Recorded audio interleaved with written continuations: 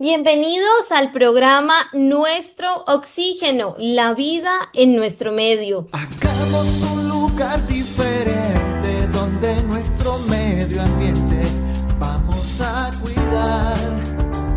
Sumamos con los bosques más verdes, con las flores y el agua, sin contaminar. Nuestro oxígeno, para que haya progreso no hay que destruir. Nuestro oxígeno, con un mensaje de amor para ti. Hoy abordaremos un tema que toca profundamente a muchas personas y que, sin embargo, suele vivirse en silencio, y es la ansiedad social, esa sensación de sentirnos incómodos, de tener angustia, temor intenso.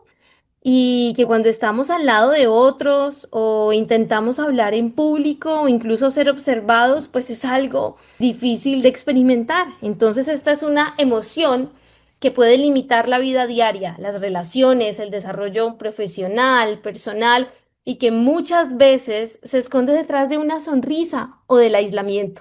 Y para hablarnos desde la experiencia, desde la sensibilidad, pero desde la transformación, hoy tenemos el honor de contar con una invitada extraordinaria. Ella es Leonor Adriana Díaz Sánchez, directora de la Fundación de Ángeles y Mariposas. Leonor es mentora de vida, terapeuta holística transformacional y conferencista internacional. Ella lleva muchos años, más de 20 años, entregando justamente esto, herramientas para aprender a vivir desde el alma, retornando a nuestra esencia a través de terapias personales, grupales, talleres, seminarios, retiros, conferencias. Una mujer apasionada por el estudio del ser humano, es una investigadora incansable también en estos temas como física cuántica, desarrollo espiritual, clima organizacional, todo con un enfoque holístico. Y hoy nos acompaña para ayudarnos a comprender cómo la ansiedad social puede abordarse no solo desde el conocimiento, sino también desde la compasión, la conciencia y la energía. Leonora Adriana, bienvenida a Nuestro Oxígeno. Es un honor que hoy nos acompañe. Bueno, pues gracias, Marian. Como te digo nuevamente, un gusto estar aquí y pues este tema realmente me parece que es súper importante para que la gente tenga claridad frente a este tema. Debemos hacer una diferenciación entre ansiedad social y algo que se llama trastorno de personalidad por evitación, que todos tienen un componente de ansiedad. Yo creo que a todos nos ha pasado, seguramente que a ti, a mí me pasó, a muchos nos pasó de niños, que cuando nos decían que debíamos hacer una exposición en el salón de clases, nos daba miedo a lo que pudieran decir las demás personas y nos daba ansiedad, y nos poníamos nerviosos, ¿verdad? Hasta ahí, digamos que este tema es normal, llamémoslo así, mientras vamos ganando confianza en nosotros mismos, pero a medida que vamos creciendo, vemos personas que son adultos ya y que les genera una ansiedad impresionante el hacer estas exposiciones en público, el enfrentarse a grupos grandes, porque no tengan el conocimiento, sino porque tienen miedo a la ansiedad. Y aquí esto es un poco curioso porque esto es lo que se llama realmente el trastorno de ansiedad social. Ese trastorno de ansiedad social es el miedo a exponerme públicamente, el miedo a lo que los demás puedan pensar de mí. Y caemos ya en lo que se llama ese trastorno de ansiedad social cuando eso ya empieza a volverse un problema, cuando no puedo yo gestionar de forma adecuada ese miedo, esa sintomatología que normalmente se presenta tanto en la ansiedad normal que tenemos como que se puede presentar también en el trastorno de personalidad por evitación. En los tres, tanto en la ansiedad, digamos, social normal, como en el trastorno de ansiedad social, como en el trastorno de personalidad por evitación, se presenta una sintomatología similar. Sin embargo, debemos establecer una diferenciación para poder asimismo buscar ayuda idónea, porque si no, vamos a caer en situaciones mucho más complejas y mucho más difíciles. Entonces, haciendo esta diferenciación, entraríamos ahora a hablar de el trastorno de personalidad por evitación. Este trastorno de personalidad por evitación, hay una ansiedad inmensamente grande, hay un miedo grandísimo que me genera ansiedad y adicional a eso hay un problema de autoestima muy complicado. Porque mientras que en el trastorno de ansiedad social la persona siente que puede, que es capaz, ¿sí? Que tiene conocimiento, que tiene como todo ese bagaje para poder ponerse al frente de un público o de un grupo de personas o interactuar en una reunión, en una junta directiva, en una junta de profesionales, y lo único que ahí interfiere es ese miedo a la ansiedad que le puede generar esta situación. En el trastorno de personalidad por evitación vemos cómo la persona no cree en sí misma, tiene miedo, dice no puedo, no valgo, no voy a poder, y adicional a eso, adicional a esa inseguridad y al miedo que tiene a él mismo, tiene miedo a los demás. Tiene desconfianza de sí mismo y tiene desconfianza de los otros porque todo el tiempo se siente juzgado, observado, y eso le limita muchísimo más su desempeño social, al punto tal que no puede tener un relacionamiento normal ni con amigos ni con familiares, y eso lo hace que se aísle cada vez más. Fíjate que yo tuve un paciente, un chico supremamente inteligente, pero este chico se educó en casa, lo que llamamos el homeschool, y era excelente vinculándose en redes sociales y tenía, digamos, como una personalidad en redes sociales. Sin embargo, él no podía relacionarse personalmente o físicamente con otros seres. Le generaba una ansiedad impresionante llegar a una reunión inclusive familiar o encontrarse con estos amigos con los cuales se vinculaba a través de las redes sociales, y eso le fue generando cada vez más y más y más aislamiento, al punto tal de caer en, obviamente, una depresión y tener pensamientos suicidas. Hay que tener muchísimo cuidado con esto, por eso es tan importante y quiero hacer esta diferenciación entre estos comportamientos, porque cuando volvemos a lo mismo que siempre les he dicho, el lema de la Fundación de Ángeles y Mariposas que dirijo, con el que trabajamos el programa de prevención de suicidio, nuestro lema es conocer es prevenir, porque en la medida que conozcamos y logremos diferenciar esto, podemos ayudar a nuestros niños. Entonces, bueno, vemos que el niño de pequeñito tiene miedo a enfrentarse, a presentar un trabajo en grupo y demás. Podemos ayudarle a gestionar eso para que no se convierta en un problema más grande, para que su desempeño en la sociedad cuando adulto sea de la mejor manera posible. Ahora, hay una cosa muy importante, Marian, y es que dentro de este tipo de situaciones, también los tratamientos son diferentes.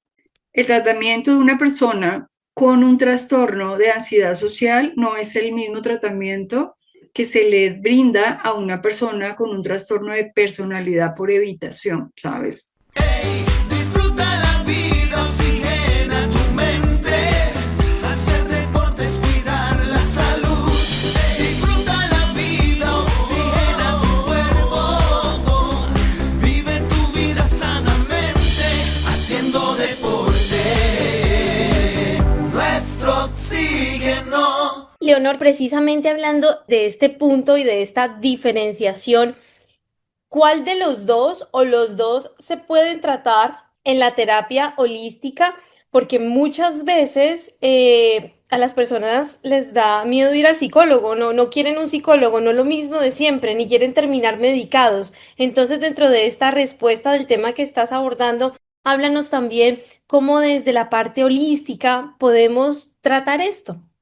Bueno, inicialmente, digamos que hay una ruta de atención que es a la cual yo invito a las personas a seguir, porque dependiendo del grado de complejidad, un profesional ético analiza y evalúa el comportamiento de la persona y remite a los profesionales correspondientes a cada uno de sus consultantes o pacientes. Y me explico, si yo en consulta como terapeuta holística encuentro una persona que haciendo un análisis previo de su comportamiento, veo que es una persona que tiene, digamos, ansiedad social leve, ¿ves? Este miedo a la, bueno, que me da ansiedad pararme frente a un público, me da ansiedad, eso lo puedo trabajar yo en terapia, yo lo puedo trabajar en terapia,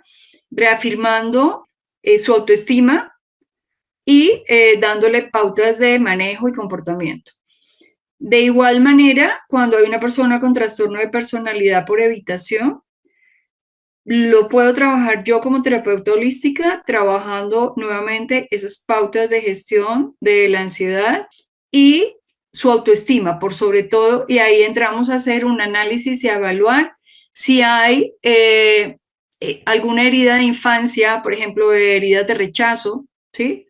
O heridas de humillación que haya tenido la persona en la infancia, que hagan que él tenga este tipo de trastorno de personalidad por evitación, o si dentro de sus hábitos de vida se presenta este tipo de cosas que te citaba con este consultante que tuve alguna vez, que pues obviamente creció en su casa educándose en homeschool y que eso no le permitió desarrollar habilidades sociales, y entonces lo que podemos entrar a hacer es ayudar y apoyar a la persona en el desarrollo de habilidades sociales y sanar ese niño interior para que su autoestima mejore. Sin embargo, no es lo mismo cuando hay un trastorno de ansiedad social. En el trastorno de ansiedad social ocurre algo bien importante, y es que la persona tiene miedo a la ansiedad y sin embargo o adicionalmente no puede controlar eso. No puede controlar eso. No hay, si ya uno ve que la persona a través de esas herramientas que recibe, a través de esas indicaciones que se le dan, de hacer esos procesos de sanación de su niño interior, de hacer esos procesos de gestión de sus emociones, definitivamente no puede controlar la ansiedad, porque ¿qué pasa aquí? Ahí ya entra a una situación de tipo físico-químico, llamémoslo así, que es que el sistema simpático se dispara por este miedo y esa ansiedad y se sale de su control. En ese caso, ya debe remitirse a una evaluación a través de un psicólogo clínico para que ratifique que efectivamente tiene este trastorno de ansiedad social y lo remita al psiquiatra para que el psiquiatra le medique y le proporcione un medicamento que nivele y regule sus conexiones neuronales para que le ayude o coayude en el manejo de la ansiedad. Adicional a esto, no solamente requiere esta persona de la medicación, sino que debe ir acompañada de la parte psicoterapéutica o la parte terapéutica. Pero entonces hay que hacer un trabajo interdisciplinario. Y es muy importante que la gente lo entienda y lo comprenda así, porque solo la medicación no ayuda efectivamente a una persona, porque le puede generar una adicción. Si se trabaja de la mano con el psicoterapeuta o con el terapeuta holístico, junto con el psiquiatra, lentamente a través de esas psicoterapias se pueden ir, como tú sabes que el cerebro existe algo que se llama la neuroplasticidad, se pueden ir desarrollando conexiones neuronales que permitan con el tiempo la disminución o la eliminación de un medicamento específico. Y eso pues solamente lo podrá determinar el psiquiatra, pero sí es muy importante, y mi recomendación para las personas es que entiendan que no basta con una medicación, sino que necesitamos psicoterapia o terapia para cambiar muchos hábitos, para gestionar muchas cosas y para poder salir de ciertas situaciones. Porque no necesariamente estamos condenados a vivir de por vida medicados. El asunto es que la gente toma el camino más fácil, que es en un momento la medicación. Bueno, esto me baja la ansiedad y ya está, y me sigo tomando esto, pero no sigue haciendo su trabajo de sanación interior, en la parte de emociones, en la parte de toda esta parte de sanación emocional. Escucha nuestros programas en formato podcast en nuestro portal www.caliradio.co. Leonor, hablemos ahora un poquito desde su mirada integral. ¿Qué papel juega la infancia? ¿Qué papel juega esas experiencias tempranas en el desarrollo de la ansiedad social, por ejemplo? Mira, es supremamente importante que tanto educadores como padres de familia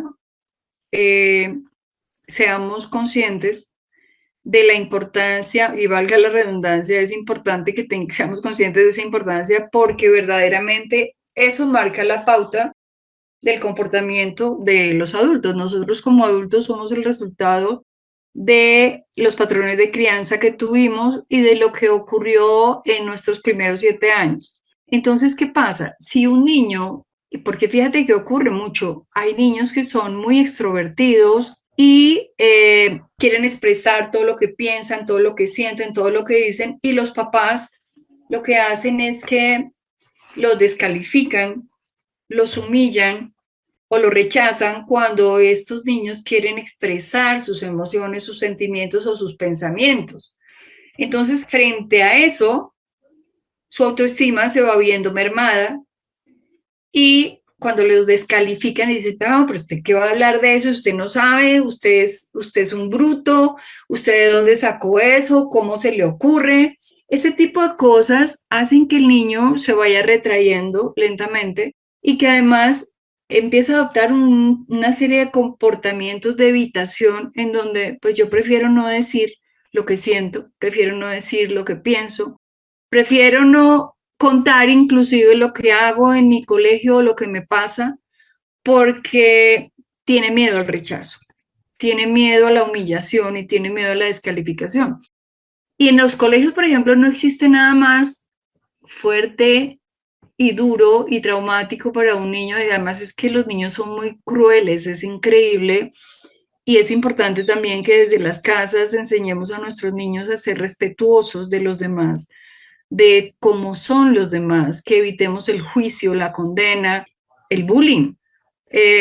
Entonces, si pasa un niño en su salón de clase a hacer una exposición, a hablar de un tema, y los demás niños empiezan a burlarse, porque es que el niño de pronto tiene gafitas, o porque el niño es más bajito, o porque el niño es gordito, o porque de repente la ropa, o porque el zapato, o porque el peinado, todo este tipo de cosas, eso le va generando al niño un problema de autoestima. Y si el docente no pone atención a esta situación y frena esto y permite este tipo de situaciones, pues los niños sencillamente la siguiente vez que tengan que salir a hacer una exposición de un trabajo, van a empezar con esa ansiedad, con el miedo a qué van a decir, con el miedo a qué van a pensar.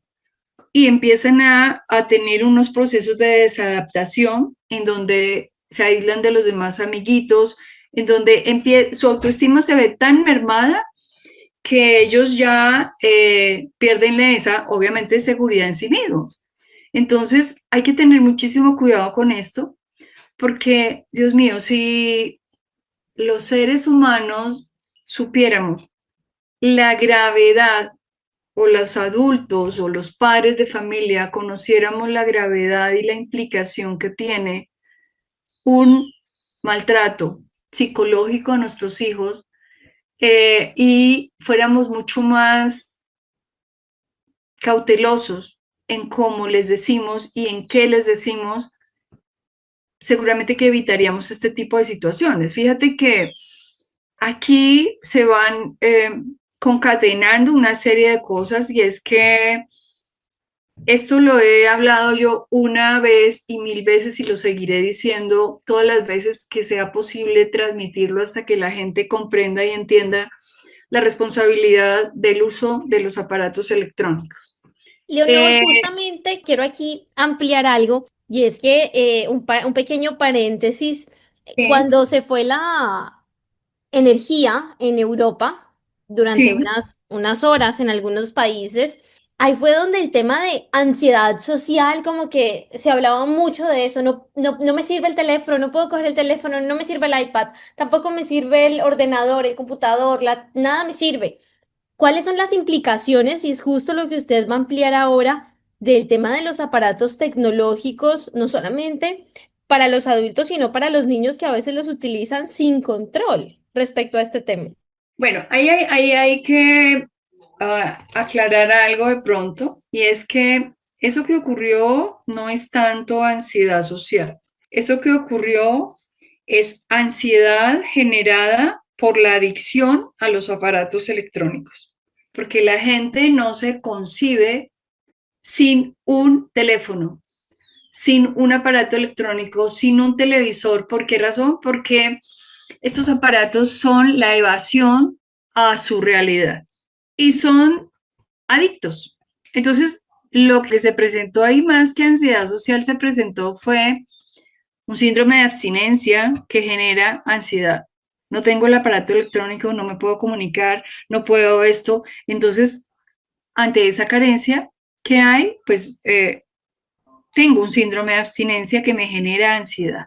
Y entonces empieza la angustia, la sudoración, la preocupación, empieza esa ansiedad, y eso pues lógicamente hay que revisarlo, porque fíjate que en los niños, por ejemplo, y en los adultos, y pues en la pandemia se vio muchísimo que se exacerbó la adicción a los aparatos electrónicos, y mucha gente ya no quería volver a la vida, digamos, a la presencialidad, porque se sentía mucho más cómodo estando en su casa sin tener que verse o sentirse juzgado por el cómo iba vestido o por el cómo, no, se limitaba a sus informes, a sus entregas y a sus cosas, pero no tenía, cayó en una zona de confort en donde mucha gente ni siquiera se arreglaba, en donde entraron unos estados de compulsión por la comida impresionantes y la gente empezó a subir de peso terriblemente,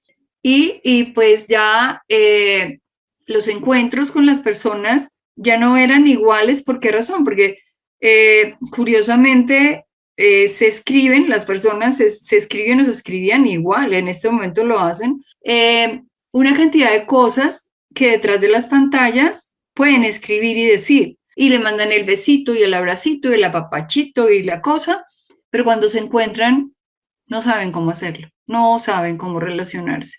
Entonces tiene una correlación directa, sí, esa parte del uso excesivo de estos aparatos electrónicos con el posterior desarrollo de un trastorno de ansiedad social o con un trastorno de personalidad por evitación que te mencionaba yo anteriormente con el caso de este chico. Entonces, ¿qué pasa? Que los niños, si tú te das cuenta que están expuestos permanentemente a estos aparatos electrónicos, hay una sobreestimulación en el lóbulo prefrontal, y ese lóbulo prefrontal lo que hace es que determina los tiempos de atención, de concentración, inclusive un poco memoria, y adicionalmente la capacidad de resolver situaciones y de solucionar cosas. Por eso es que se dice que lo ideal es que una persona no se case o no tome decisiones de establecer un vínculo permanente con alguien antes de los 23 años, porque ese lóbulo prefrontal se desarrolla hasta los 23 años. Entonces, si hay niños expuestos permanentemente, jóvenes o adolescentes expuestos permanentemente a estos aparatos electrónicos, lo que ocurre es que los grados de ansiedad se disparan porque las personas caen en la inmediatez. Hemos escuchado permanentemente que todo está a un clic, ¿no? Entonces, a un clic tengo la compra a un clic, tengo la respuesta a esto a un clic, tengo la investigación a un clic y a un copy-paste tengo el trabajo hecho. Y cuando no ocurre esto, que tengo que esforzarme, pensar, decidir, esperar, hay una baja tolerancia a la frustración, que es lo que genera la ansiedad. Y por eso vemos niños tan supremamente ansiosos ahora, porque quieren todo ya. Entonces, la mamá le dice, mira, después de que termines de hacer tus labores, entonces puedes jugar un ratico. No, yo lo quiero ya, porque se van habituando a que todo es ya, se van habituando a la inmediatez. Y pues son niños que uno se encuentra con unos niños que hacen unos berrinches y unas pataletas, que no sé si alguna vez lo viste, hubo unas publicaciones que se queda uno como plof cuando la mamá le quita el teléfono al niño, le dice, mira, no vas a jugar más, y el niño lo que hace es que coge el teléfono, lo rompe, lo tira, le golpea a la mamá, le grita, o sea, unos niveles de agresión impresionantes. ¿Por qué?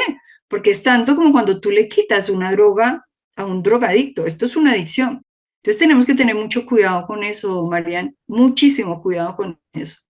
Leonor, qué importante que estés mencionando esto porque muchas veces no se ve como eso, como una adicción a los aparatos tecnológicos. Y vamos a continuar reflexionando después de una breve pausa y ya regresamos aquí en el programa Nuestro Oxígeno, la vida en nuestro medio, porque después de esta pausa, Leonor nos va a decir qué le diría ella a alguien que en este momento se siente atrapado por el miedo al juicio, por el rechazo y por esa ansiedad que le genera, por ejemplo, hablar en público y que siente que esto en su vida se está convirtiendo en una barrera para cumplir o llevar a cabo sus proyectos o metas. Ya regresamos.